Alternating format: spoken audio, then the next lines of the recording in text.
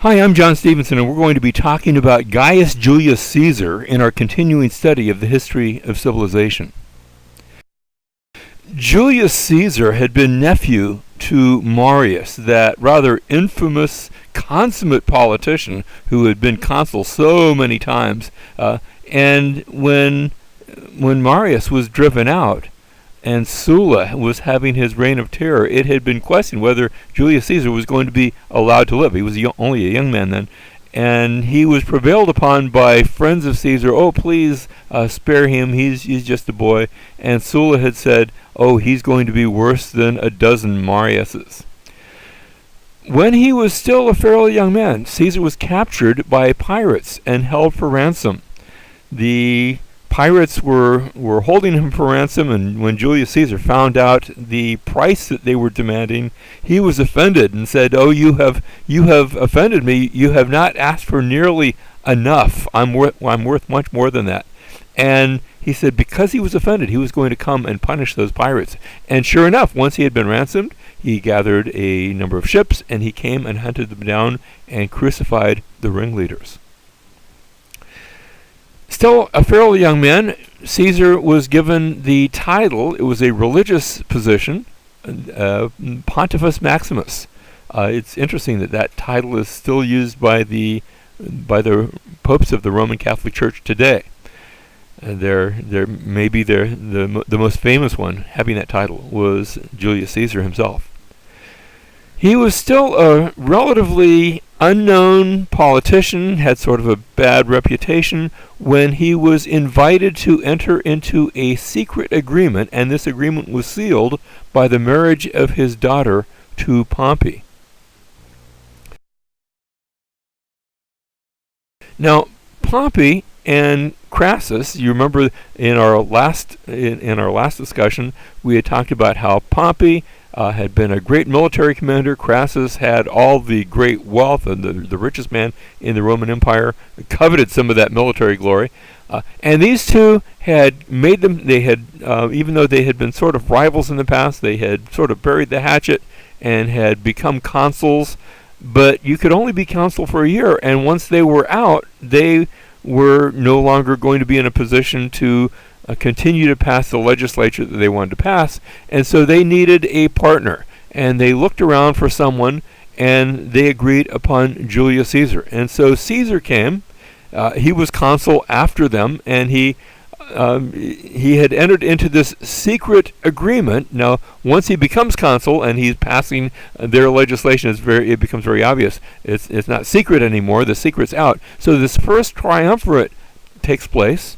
And then after Julius Caesar has done his year as consul, each one is going to get the various positions that they want. So that Julius Caesar chooses for himself Gaul, and he's going to go up to Gaul, what we call France today, and he's going to be there for a number of years. Meanwhile, Crassus, he's going to go out to the east. He's in search of that military fame and glory. We'll talk about him in a moment. And Pompey is now going to remain in Italy.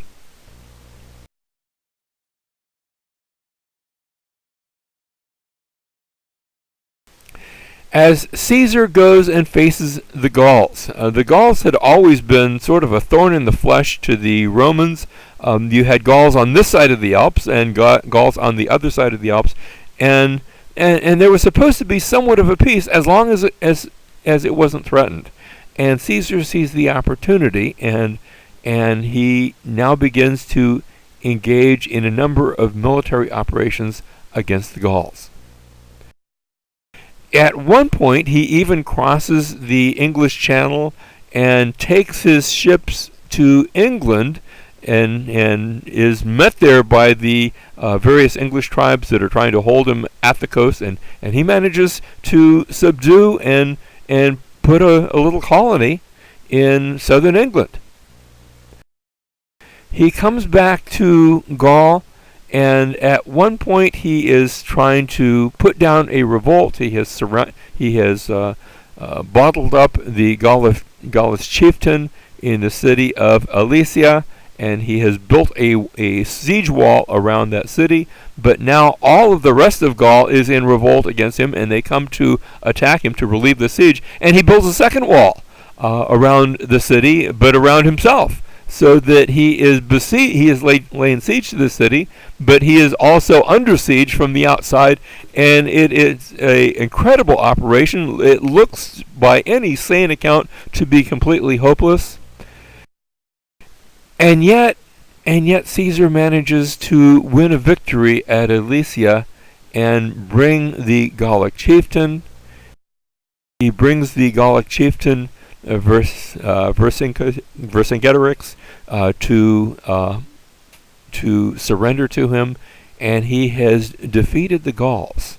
What's more, Caesar writes about this in a book about his own exploits. He doesn't write it in the first person; he writes it in the third person. So he talks about himself as Julius Caesar, and these are all the things that Caesar did in his book, The Gallic Wars. And he sends it back and has it copied. Of course, they don't have printing presses, so this all has to be hand copied. But it is copied and distributed in Rome, and it becomes something of a bestseller. It still is a bestseller even today. Well, we have this triumvirate that had been sealed, but Crassus, as we said, he has gone out to the east, and he took a number of legions to fight the Parthians, and it is a disaster. The legions are lost, Crassus is killed, and the triumvirate is now broken up. It's now descended into two parties, and it breaks up even further when, remember, Caesar had given his daughter as Pompey's wife, and she dies in childbirth, which breaks the bond between these two. They are no longer father-in-law and son-in-law, and Caesar is becoming more and more popular because of his conquests in Gaul, and Pompey is now beginning to get concerned. And so, at Pompey's urging, the Senate recalls Caesar to come back to Rome to stand trial for war crimes.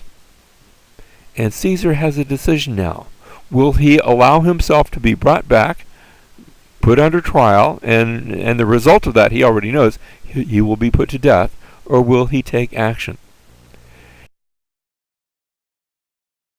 And so Caesar determines to take his army across the Rubicon. The Rubicon was the boundary between the area of Gaul that he had control over, that he was governor over, and the area of Rome to the south. And he spends all night thinking about it, and then the next day he says the die is cast. Some people have translated that, cast the die high, but in other words, it's a little uncertain. We'll see how the dice, it's going to roll, it's going to land up. What is it going to say? What's going to be the outcome? But he takes his army across the Rubicon and he marches on Rome. Now, Caesar is marching on Rome, and so Pompey and most of the Senate leave Rome and they run to Greece. They are going to be now in exile, but they've also taken a lot of the money with them. And so Caesar will eventually follow them. Actually, he goes to Spain first, settles things in Spain to make sure his supply lines are secure behind him, and now he follows Pompey to Greece. And in Greece, at the Battle of Pharsalus, you have this epic confrontation between Caesar and Pompey. These two great generals clash, and at Pharsalus, Pompey is going to be defeated, and Caesar will win the victory. So Pompey's defeated. He's going to run down to Egypt. Caesar continues going to the east, subjugating those rebellious areas. In fact, at one point he sends a quick message back to the Senate, and it's got basically 3 words. You say it a little bit longer in English: I came, I saw, I conquered. And he is moving that quickly to put down all opposition. And now Caesar is going to follow Pompey down to Egypt. Pompey has abandoned his army, and he jumps on a ship. He gets down to Egypt. And in Egypt, the king of Egypt, Ptolemy XII, had died, leaving his 2 children in charge, Ptolemy the 13th, but also he had a older daughter by the name of Cleopatra. Now Ptolemy the 13th was really too young to rule, and so he's got tutors and other people that are sort of the power brokers, and they're sort of pulling the strings, and they see where they can take power, and so they've tried to drive Cleopatra off into exile. And so Egypt is in the midst of sort of a civil war, and Julius Caesar comes and lands in Alexandria in the midst of that, and Ptolemy the 13th has taken Pompey and has killed him and cut off his head, and they're waiting to meet Caesar, and they're saying, see, your enemy has been put to death, and Caesar's not happy about that. After all, Pompey had been his son-in-law, quite a bit older than he was, but still, he wanted to be able to forgive Pompey, show that he was in charge, not Pompey, but to be able to forgive Pompey and sort of show that grace and magnanimous gesture to show how good he was toward all of Rome. And so Caesar was not happy with that. There's a story that's told, and it's captured beautifully in a movie that was made in the 1960s called Cleopatra, in which Cleopatra is smuggled into the presence of Caesar, folded up inside of a rug. And Caesar meets Cleopatra, and he determines that he's going to place her upon the throne of Egypt. And her younger brother and those that had been supporting that revolt and that civil war are driven into exile where they die. And Cleopatra now is made Queen of Egypt, but she's Queen of Egypt under the beneficiary of Julius Caesar. So he's really the one in charge, and yet he places her as Queen of Egypt, and they even have a child together. And so there's a new, it's not a triumvirate, but there's this new agreement, power-broking agreement, where Egypt will be under the sway of Rome, but it's Rome as Julius Caesar is in charge of Rome. And so he comes back to Rome, and he is given the title, he sort of maneuvers his way this way, and after all, there's nobody to oppose him, he's given the title of dictator, not king. He's not going to be a king, because the Romans detest the idea of having a king. But he is going to be dictator. As dictator, one of the things he does is he changes the calendar. He doesn't take it to a committee, doesn't take it to the Senate. He just arbitrarily changes it. Now, it needed to be changed. The calendar was all out of whack, and the months had, the Romans had a lunar calendar, and it just wasn't working. And so Julius Caesar has brought back from Egypt a calendar that the Egyptians had used that had 365 days, and someone along the line had gotten this idea, the calendar doesn't work exactly right at 365 days. We need a leap year every 4 years. And Julius Caesar comes back with the calendar intact, with the leap years. We're going to have a solar calendar, and this is the way it's going to be from now on. Here are going to be the months, and some of them are named after various gods. And he has one of those months named after him. Even today we have the month of July named after Julius Caesar. And then the rest of those months are going to be named, they're just going to be given numbers, like the month of September. Septus is just the word for 7. So that would be the 7th month. You say, wait a minute, isn't that the 9th month? Well, their year started in March, not in January. But so you have a number of months, September and October and November and December are all named after numbers. But Caesar doesn't ask permission. He just appoints that. And while he is here in Rome, there's some rumblings afoot to make Caesar king. And the Romans don't want that. And at one point, Mark Antony stands up with the ribbon, the diadem that a king would wear. Now, that's not a crown. It's a ribbon that you'd put around your head, but it signified kingship. And he said, "Oh, Caesar, be king." And Caesar says, "No, I won't be king." And everybody applauds, and, "Oh, yes, Caesar won't be king." And Mark Antony says again, "Be king." And Caesar says, "No, I won't be king." But he repeats this, and it almost looks like it's staged, as if they're testing the waters to see if the people will accept him as king.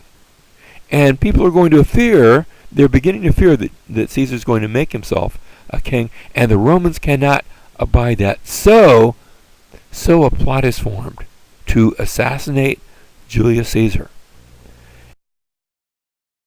And on the Ides of March in 44 BC, as he is coming into the Senate, this conspiracy takes fruition, where a number of senators gather around him with knives hidden in their cloaks, and they attack Caesar, and they kill him.